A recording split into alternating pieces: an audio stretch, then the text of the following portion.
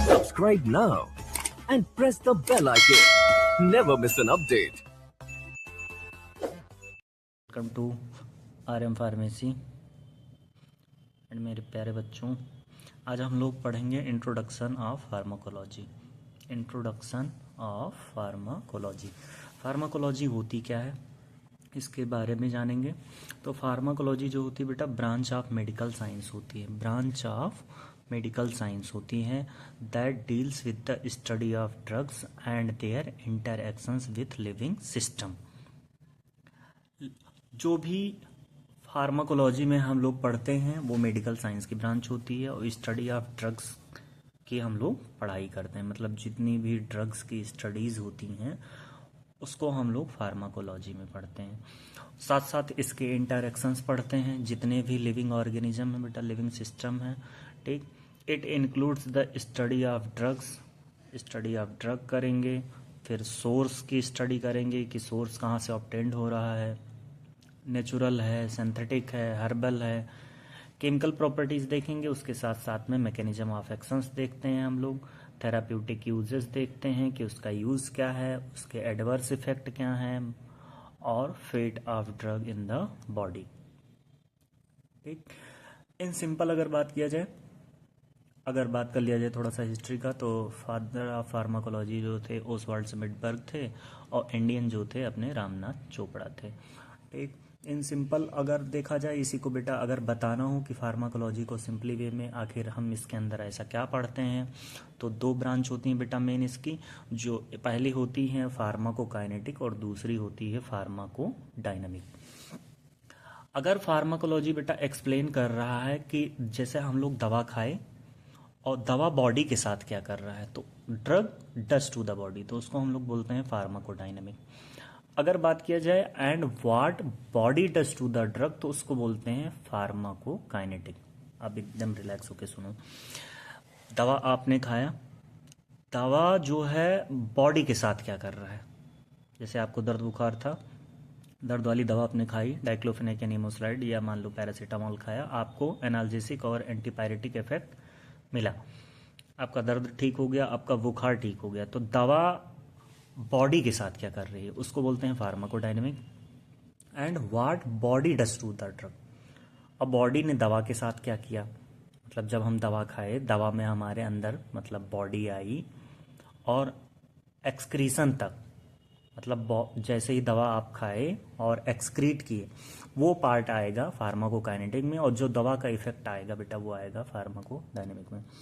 Drug की बात कर लें कि आखिर ड्रग होता क्या है, तो ड्रग क्या है बेटा, drug is any chemical substance. Chemical substance होता है that when administered to a living system, living organism को जब हम देते हैं तो मॉडिफाइज होता है फिजियोलॉजिकल और pathological function and is used for the diagnosis, prevention and treatment of disease. किसी भी डिजीज को बेटा डायग्नोस करना है तब देते हैं ड्रग, या किसी बीमारी से बचाव करना है, जैसे मान लो इम्यूनिटी अच्छी करनी है, मल्टीविटामिन्स हैं और भी ढेर सारी चीज़ें हैं, वैक्सीन हैं, ठीक है, तो प्रिवेंशन के लिए हो जाएगा। और ट्रीटमेंट ऑफ डिजीज़, किसी भी डिजीज़ का आप ट्रीटमेंट कर रहे हैं, जैसे मान लीजिए कॉलेरा है, ट्यूबरक्लोसिस है, टाइफाइड है, कुछ भी है, एग्जाम्पल ले लेंगे। पैरासीटामोल है, पैरासीटामोल का बेटा होता ये पुअर एनाल्जेसिक है। पैरासीटामोल का इफेक्ट जो होता है पुअर एनाल्जेसिक होता है। एनाल्जेसिक का मतलब बेटा जो पेन को रिलीव करे। एंटीपायरेटिक का मतलब होता है जो फीवर को रिलीव करे। तो ड्रग का एग्जांपल है ये। इंसुलिन है, इंसुलिन ट्रीटमेंट ऑफ डायबिटीज़ है। अब फार्माकोलॉजी हमें ये भी बताती है कि किस रूट से कौन सा ड्रग लेना है। तो इंसुलिन क्या है बेटा, इंसुलिन जो है सबक्यूटेनियस लिया जाता है, सबक्यूटेनियस 45 डिग्री पे दिया जाता है इंजेक्शन के थ्रू। क्यों? क्योंकि इंसुलिन को अगर आप ओरल देंगे तो इंसुलिन डाइजेस्ट हो जाएगा। बाद में बात करते हैं एंटीबायोटिक्स है, ड्रग की बात हो रही है। एंटीबायोटिक्स में मान लो बेटा कि कोई भी ड्रग है, जैसे फ्लोरोक्विनोलॉन्स कैटेगरी की, सिप्रोफ्लॉक्सासिन है, नॉरफ्लॉक्सासिन है, तो ट्रीटमेंट करती है बैक्टीरियल इन्फेक्शन को। ढेर सारी एंटीबायोटिक्स आती हैं, हर एक क्लासिफिकेशन आगे चल के पढ़ाऊंगा। स्कोप ऑफ फार्माकोलॉजी की बात कर लिया जाए तो डिजीज प्रिवेंशन और ट्रीटमेंट के लिए आता है। डिजीज प्रिवेंशन और ट्रीटमेंट के लिए दिया जाता है। रेशनल ड्रग थेरेपी के लिए दिया जाता है। ड्रग रिसर्च और डेवलपमेंट के लिए दिया जाता है। Safe and effective use of medicine के लिए, मतलब जो स्कोप है इसका फार्माकोलॉजी का, वो बताता है कि प्रिवेंशन करना है डिजीज से, हमको उसका ट्रीटमेंट करना है, कौन सी दवा हमको रेशनल ड्रग थेरेपी में चलानी है, मतलब सेलेक्टिव ड्रग्स, ड्रग रिसर्च और डेवलपमेंट में बहुत बड़ा योगदान है फार्माकोलॉजी का, सेफ और इफेक्टिव यूज ऑफ मेडिसिन। जैसे आप फार्माकोलॉजी पढ़े रहेंगे तो आपको पता रहेगा कि इसमें क्या दवा है, कौन सी ऐसी दवा है जो नुकसान कर रही है, तो उसको हम लोग ठीक कर सकते हैं। फिर उसके बाद में बात करते हैं हम लोग मेन ब्रांचेस ऑफ फार्माकोलॉजी। अभी मैंने बताया था बेटा आपको कि फार्माकोकाइनेटिक होता है और फार्माकोडायनेमिक होता है। अगर बॉडी दवा के साथ क्या कर रही है, body does to the drug, तो उसको हम लोग बोलते हैं फार्माकोकाइनेटिक्स। फार्माकॉन का मतलब होता है ड्रग, काइनेटिक्स का मतलब होता है मूवमेंट। जो ड्रग का मूवमेंट हो रहा है उसको बोलते हैं फार्माकोकाइनेटिक्स। 4 प्रकार के होती हैं। It includes 4 processes, ADME, absorption, distribution, metabolism और एक्सक्रीशन। अब बात कर लिया जाए, इंट्रोडक्टरी पार्ट है तो बहुत डीप नहीं जाएंगे, लेकिन थोड़ा सा बताने की कोशिश करेंगे जल्दी जल्दी। Absorption, distribution, metabolism, excretion, ADME है बेटा। ADME मतलब absorption, distribution, metabolism, excretion, pharmacokinetic का पार्ट है। और फार्माकोकाइनेटिक को अगर तोड़ तोड़ के करा जाए तो फार्माकॉन का मतलब होता है ड्रग, काइनेसिस का मतलब होता है मूवमेंट। जो ड्रग का मूवमेंट हो रहा है, body does to the drug, मतलब जब हम दवा खाए तो बॉडी में आया हमारे, सबसे पहले एब्जॉर्ब होगा, एब्जॉर्ब होके पहुंचेगा बेटा ये सिस्टमिक सर्कुलेशन में, यानी ब्लड में पहुंचेगा। अब एब्जॉर्प्शन के ढेर सारे फैक्टर्स भी होते हैं, थोड़ा सा जल्दी बताने की कोशिश करूंगा। जैसे मान लो बेटा पीएच है, ब्लड फ्लो है, स्टमक इम्पटी है, ठीक है, ये सब सारी चीज़ें। अगर स्टमक इम्पटी है तो ड्रग का एब्जॉर्प्शन ज़्यादा होता है। एसिडिक है, बेसिक है, एसिडिक है तो स्टमक में एब्जॉर्ब होगा, बेसिक है तो इंटेस्टाइन में एब्जॉर्ब होगा, एब्जॉर्प्शन होगा, ये सब सारी चीज़ें हैं। ब्लड फ्लो अच्छा होगा तो ड्रग का एब्जॉर्प्शन अच्छा होगा। फिर डिस्ट्रीब्यूशन की बात करें तो transport of drug to the tissue, यानी कि transport of drug to tissue की अगर ये बात हो रही है तो सिंपली सी बात है बेटा कि ब्लड में पहुंच चुका है, एब्जॉर्ब हो चुका है। अब चाहे वो स्टमक के थ्रू हुआ है, चाहे सबलिंगुअल हुआ है, चाहे वो इंटेस्टाइन से एब्जॉर्ब हुआ है, एब्जॉर्ब होके कहाँ पहुंचेगा, ब्लड में पहुंचेगा। अब ब्लड हर एक ऑर्गन को ट्रांसपोर्ट होता है तो ट्रांसपोर्ट करेगा ड्रग टू टिश्यूज। उसके बाद की बात कर लें तो इसमें भी फैक्टर्स होते हैं। अगर ब्लड फ्लो हाई होगा तो ड्रग का डिस्ट्रीब्यूशन अच्छा होता है। ब्लड फ्लो हाई होता है liver, lungs, heart, kidney, brain, यहाँ पे ब्लड फ्लो हाई होता है तो वहाँ पे ड्रग का डिस्ट्रीब्यूशन अच्छा होता है। मेटाबॉलिज्म की बात कर लें तो मेटाबॉलिज्म केमिकल अल्टरेशन, बायोकेमिकल भी बोल सकते हैं, biochemical alteration of drug mainly in the liver and others, मतलब लीवर में सबसे ज़्यादा मेटाबॉलिज्म होता है ड्रग का, मोस्ट ऑफ द जो होता है। एक्सक्रीशन की बात कर लें तो removal of drug from the body mainly via kidney, kidney से भी होता है बेटा। स्किन भी एक्सक्रीशन करती हैं और कुछ दवाओं का, मॉर्फिन वगैरह हैं, उनका मिल्क में भी एक्सक्रीशन होता है, तो एक्सक्रीटरी पार्ट हो जाती हैं। फिर बात कर लेते हैं फार्माकोडायनेमिक्स की।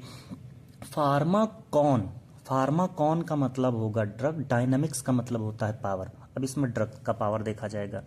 अब फिर याद करूं, फार्माकोकाइनेटिक्स में क्या था, body does to the drug, लेकिन फार्माकोडायनेमिक्स में है drug does to the body, drug does to the body, मतलब जो दवा आप खाए हो वो बॉडी के साथ क्या कर रही। Pharmacodynamics deals with the effects of drug, मतलब जो ड्रग का इफेक्ट आ रहा है on the body, and the mechanism of drug produce their effects, जैसे कि मैकेनिज्म ऑफ एक्शन हो गया, रिसेप्टर इंटरैक्शन हो गया, डोज रिलेशनशिप हो गया, थेराप्यूटिक इफेक्ट हो गया। अब जैसे मैकेनिज्म ऑफ एक्शन ऐसे ही नॉर्मल सा बताने की कोशिश करूंगा। जैसे मान लो आपको पेन हुआ, फीवर हुआ, तो उसमें होता क्या है कि प्रोस्टाग्लैंडिन है और कुछ न्यूरोट्रांसमीटर हैं, प्रोस्टासाइक्लिन है, थ्रोम्बोक्सिन है, तो ये सब जो होते हैं पेन कॉज कर सकते हैं, फीवर कॉज कर सकते हैं। तो प्लाज्मा मेम्ब्रेन जो होता है, प्लाज्मा मेम्ब्रेन जो होता है अपनी सेल में, वो फॉस्फोलिपिड बाइलेयर का बना होता है। ये हाइड्रोफिलिक, हाइड्रोफोबिक होते हैं प्लाज्मा मेम्ब्रेन में, कार्बोहाइड्रेट होता है, इसमें चैनल्स होती हैं, प्रोटीन्स वगैरह। प्लाज्मा मेम्ब्रेन है, सेलेक्टिव परमेबल होता है ये जो प्लाज्मा मेम्ब्रेन अपना बना है फॉस्फोलिपिड बाइलेयर का बना होता है। अब इसमें एक एंजाइम होती है फॉस्फोलाइपेज A2। फॉस्फोलाइपेज A2 जो होता है वो बनाता है अपना आगे चल के अराइकिडोनिक एसिड, अराइकिडोनिक एसिड बनाता है। अराइकिडोनिक एसिड जैसे ही बनता है फिर यहाँ पे अपना आ जाता है कॉक्स एंजाइम। अब कॉक्स में कॉक्स 1 भी हो सकता है, इसका फुल फॉर्म है साइक्लोऑक्सीजिनेस, और कॉक्स 2 भी आ सकता है।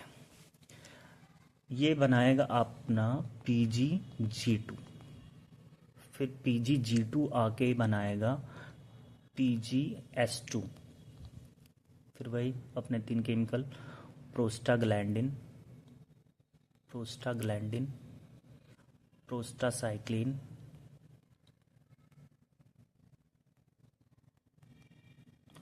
और थ्रोम्बोक्सिन। अब जब आप नीमोस्लाइड या डाइक्लोफेनेक या पैरासीटामोल देते हैं तो ये कॉक्स एंजाइम को क्या कर देता है, इनहिबिट कर देता है, नेगेटिव साइन माने इनहिबिट कर देता है, रोक देता है इसको। और ये बना होता है फॉस्फोलिपिड बाइलेयर का, फॉस्फोलिपिड बाइलेयर, प्लाज्मा मेम्ब्रेन जो होता है, इसी में फॉस्फोलिपेज A2 एंजाइम होता है, P सेकेंड फॉस्फोलिपेज A2, ठीक है। एरिकिडोनिक एसिड बना, फिर कॉक्स एंजाइम आया, साइक्लोऑक्सीजिनेस बनाया, प्रोस्टाग्लैंडिन G2 S2, फिर ये सब बने। तो फार्माकोडायनेमिक्स मैकेनिज्म ऑफ एक्शन ये कहना चाह रहा है कि आपका ड्रग बॉडी में आ रहा है, drug does to the body, drug does to the body, drug does to the body. तो मैकेनिज्म ऑफ एक्शन देखा जाएगा, रिसेप्टर इंटरेक्शन देखा जाएगा। अब इसमें रिसेप्टर्स भी होते हैं, ढेर सारे G प्रोटीन कपल्ड रिसेप्टर होते हैं, एंजाइम लिंक्ड रिसेप्टर होते हैं, न्यूक्लियर रिसेप्टर होते हैं। इसमें डोज रेस्पॉन्स रिलेशनशिप देखा जाएगा, LD50 होता है, AD50 इफेक्टिव डोज होता है, लीथल डोज होता है, थेराप्यूटिक इफेक्ट देख लिया जाएगा। अब थेराप्यूटिक इफेक्ट में जो भी अपनी ड्रग्स होती हैं उनका इफेक्ट देखने को मिलता है। फिर बात कर लिया जाए अदर ब्रांचेस ऑफ फार्माकोलॉजी की।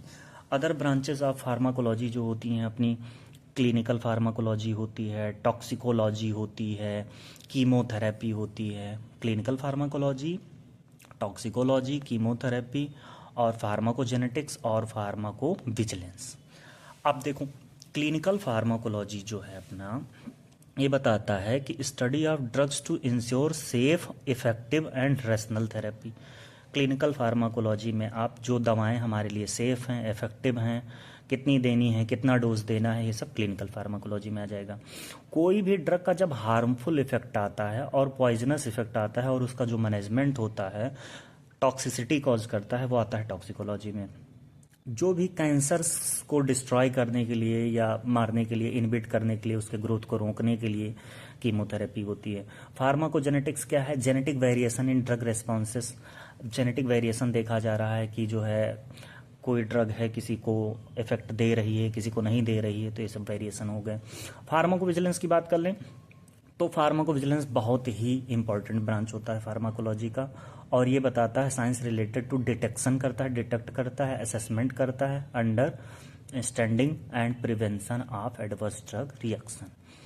अब ये फार्माकोविजिलेंस इतना ज़रूरी था कि पहले हुआ क्या था, बहुत सालों पहले एक थैलिडोमाइड ड्रग थी, तो उसके बहुत सारे एडवर्स इफेक्ट देखने को मिले। न्यूरल ट्यूब डिफेक्ट देखने को मिला, एसिफैली देखने को मिला, जो बेबी के ऑर्गन्स थे उनका ग्रोथ नहीं हुआ। अब वो काम क्या कर रहा था थैलिडोमाइड, वो मतलब एंटी एमेटिक्स था, ऐसा मतलब नोजिया वोमिटिंग को ट्रीट करने के लिए दिया जाता है। और प्रेगनेंसी का जो अर्ली सिम्टम होता है वो होता है तुम्हारा नोजिया और वोमिटिंग का। तो जब वो थैलिडोमाइड ड्रग अपनी फार्माकोविजिलेंस में उसकी स्टडी हुई तो फिर पता चला कि वो हार्मफुल है, फिर उसको बैन कर दिया गया। बात कर लिया जाए कि फार्माकोलॉजी में सोर्स ऑफ ड्रग की बात कर लें हम लोग, तो प्लांट सोर्स होते हैं, एनिमल सोर्स से भी होते हैं, मिनरल्स होते हैं, सिंथेटिक होते हैं, बायोटेक्नोलॉजिकल सोर्स भी होते हैं। अब प्लांट वाली अगर बात की जा रही है तो प्लांट यानी कि पौधों से जो ऑब्टेंड किया गया। एनिमल की बात करें तो जैसे कि जानवर से जो लिया गया। अब सबसे पहले जो इंसुलिन निकाला गया था बेटा, अब तो बायोटेक्नोलॉजी में अवेलेबल है ये चीज़, तो स्लॉटर्ड एनिमल था, पिग था, उसके लीवर से निकाला गया था। हेपायरिन है। मिनरल सोर्स की बात कर लें तो आयरन है, मैग्नीशियम है, सिंथेटिक में पैरासीटामोल है, एस्प्रिन है, मतलब केमिकली है। बायोटेक्नोलॉजी में बात किया जाए तो वैक्सीन है, मोनोक्लोनल एंटीबॉडी है। मोनोक्लोनल एंटीबॉडी आजकल बहुत अच्छा रिस्पॉन्स दे रहा है, ठीक। अब बात किया जाए तो प्लांट सोर्स में क्या है, मतलब प्लांट्स से हमको मिले, डिजिटैली से हमको डिजॉक्सिन मिल जा रहा है, ठीक, एनिमल की बात कर लें तो इंसुलिन मिल गया, मिनरल की बात करें तो आयरन मैग्नीशियम से, सिंथेटिक सिंपल ही सा मतलब है बेटा कि अगर प्लांट से भी मिल रहा है और हमको केमिकल से भी मिल रहा है सोर्स ऑफ ड्रग। ठीक, फिर अगर बात कर लिया जाए इम्पोर्टेंस ऑफ फार्माकोलॉजी क्या है इन मेडिकल एंड फार्मास्यूटिकल प्रैक्टिस में, तो ये बहुत आसान सा है। सबसे पहली बात है, अगर आप फार्माकोलॉजी को मेडिकल और फार्मेसी से जोड़ रहे हैं तो select helps in selecting right drug, मतलब कौन सी ड्रग हमको देनी है, राइट पेशेंट। अब पता चला उस पेशेंट को बीमारी कुछ और है, अगर आपके पास फार्माकोलॉजी की जानकारी नहीं है या मेडिकल फार्मेसी की जानकारी नहीं है तो आप राइट पेशेंट को राइट ड्रग नहीं दे पाएंगे।